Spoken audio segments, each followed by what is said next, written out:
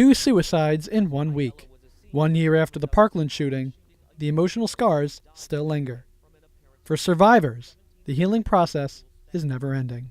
We were like walking to where we're supposed to go, right? And like I heard like 3 gunshots and everybody just started running. It was like scary because like nobody knew really like what was happening. Like there was just like people were just like suspecting like a lot of different things. Eddie DiGregorio was hunkered down in the school's guidance office, while shots echoed on the floors above. His father, Al, just miles away at his family's Parkland home, was faced with the thought that his son might not survive. I was just hanging out here with my wife, and both kids kind of texted, my daughter being in the middle school and Eddie in the high school, both kids texted pretty much one after another that there was a shooter on campus. And I remember we kind of looked at each other and said, what do we do? And we were like, let's go. And we jumped in the car and we went right down to the school. And we saw kids running out, crying. It was pretty chaotic, to say the least.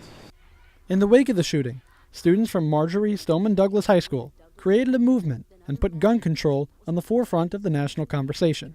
But while the gun control debate has wielded little change, the Parkland shooting has represented a paradigm shift in school safety and active shooter prevention. Despite being over 1,200 miles away from Parkland, Florida, Long Island schools like West Hampton Beach Elementary haven't been the same since the shooting. We now have a full-time security personnel here at the elementary school. We also have added an SRO, a school resource officer, who is armed. He is a West Hampton Beach police officer, and he is the school resource officer for our district. So he comes to the elementary, the middle, and the high every single day. In contrast to what happened in Parkland, where their armed guards stood idly by while the tragedy unfolded, the school resource officer at West Hampton is trained to quickly neutralize any potential threats before they can do more damage. If somebody reports that there is someone inside the building, we're going inside the building. If someone reports that someone is outside of the building, we are going outside of the building. Wherever the person is reported to be or the threat is reported to be, that's where we go. That's something that we think about all the time as a police officer. You're constantly thinking about that. Any call on any given day could be that horrible call. I'm here at Ward Melville High School, where they installed secure vestibules like this one here.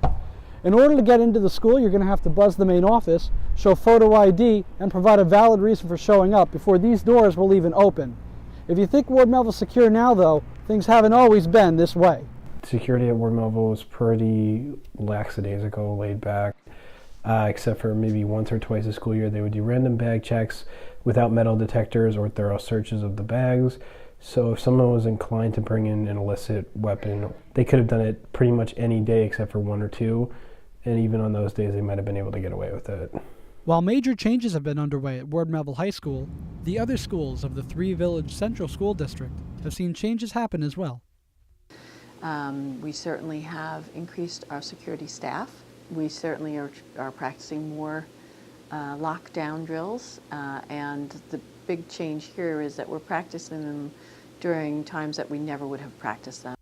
Three Village and West Hampton aren't the only ones improving safety, though. In fact, schools all over America have turned school safety into a $3 billion a year industry. As recently as 2016, school security spending had yet to reach $1 billion nationwide. On Long Island, schools are slated to spend over $60 million on security upgrades this year alone, each with different ideas of how to spend the money. On the eve of Parkland's 1-year anniversary, West Babylon joined Massapequa, Hauppauge, and Miller Place in adding full-time armed security guards to their schools. Schools have also utilized funding from 2014's Smart Schools Bond Act to pay for much-needed upgrades. By August 2018, over $10 million in funding had already been approved by the state, including nearly $2 million at Valley Stream Central School District alone. Yet despite the changes that have been made, Al DiGregorio still isn't satisfied with the changes his son's school implemented after the tragedy. I would have to say I'm probably in the majority of most parents in this district that feel, still nervous sending your kids to school every day, and it's not really what you want. They've done a few Band-Aids, but we were promised metal detectors, and then they backtracked off of that. I think a lot of the changes that they're making are for the public eye. Now, with the 1-year anniversary of Parkland and the 20-year anniversary of Columbine in the past, these new technologies have yet to prove their worth in an active shooter scenario. parents, students, and teachers alike are hoping they never get the chance to do so. For the Stony Brook News, I'm Nick Musumeci.